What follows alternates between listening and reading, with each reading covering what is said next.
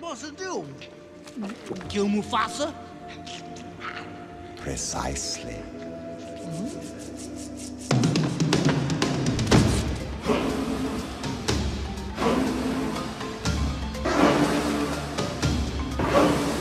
I know that your powers of retention are as wet as a warthog's backside. But thick as you are, pay attention. My words are a matter of pride. It's clear from your vacant expressions, the lights are not all on upstairs. But we're talking kings and successions. Even you can't be caught unawares. So prepare for the chance of a lifetime. Be prepared for sensational news. A shining new era is tiptoeing nearer. And where do we feature? Just listen to teacher. I know it sounds sordid, but you'll be rewarded when at last I am given my dues. And injustice deliciously square.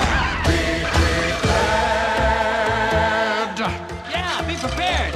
We'll be prepared. For what? For the death of the king. Why, is he sick? No, fool, we're gonna kill him. And Simba, too. Great idea! Who needs a king? No king, no king, la la la la la la. Idiots! There will be a king! Hey, but you said, I will be king. Stick with me, and you'll never go hungry again. Long live the king!